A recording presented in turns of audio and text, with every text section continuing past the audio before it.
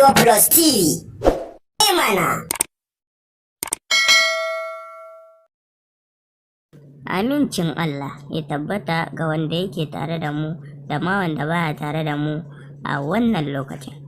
Idan har yau ka fara shigowa gidan TV mai albarka Arewa Plus TV, ka danna mana subscribe, kana ka danna mana ƙararrawar sanarwa domin tabbatar da cewa mun saki abu yana zuwa wayarka directly. Idan kuma yau ka fara shigowa gidan TV nan namu mai albarka, sai ka danna mana like, kana ka haɗa mana sharing, sannan ka yi mana comment domin mu ji menene ra'ayinka, sannan me ya burge ka dangane da wannan bidiyon namu. To, mai sauraro, kamar yadda kuka sani, wannan wanda kuke kallo a hoto shahararren jaruman nan ce wadda ba wanda bai san ta ba a masana'antar Kano da mutanen arewacin Najeriya gabaki ɗaya, hamma da wata na ƙasashen, wadda aka fi sani da Momi Gombe. Momi Gombe ta yi shura ta hanyar hawa waƙoƙin jama'a da dama da kuma shiga fina-finan Hausa. Daga cikin waƙoƙin da take hawa har da waƙar shahararren mawaƙin nan Hamisu Breaker, wanda ya waƙar Jaruma. Ashe da rai nake son ki jaruma, ba da zuciyata ba.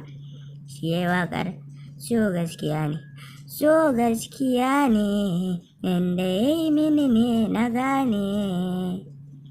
Sannan kuma shi ne ya waƙar Kada ki bari, kada ki bari zuciya ta zuga ki, kada ki bari ki ƙara so shashi na.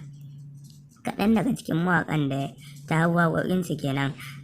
Daga cikin wanda ta hau waƙoƙinsu har da waƙar Umar M. Sharif, watakan shahararren mawaƙin nan wanda ya yi waƙar Fanal, ƙaunar ki cikin zuciya ke ban, soyayya na zo ke ban.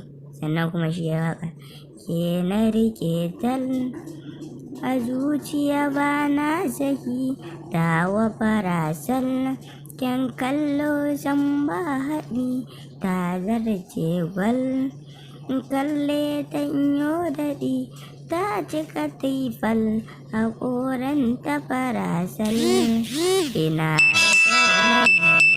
in ta yi mini dariya. To, mai sauraro, wannan dai ita ce Momi Gombe. Domin tabbatar da cewa mun saki abu ka samu, ka danna mana subscribe, kana ka danna mana ƙararrawar sanarwa. Mun gode.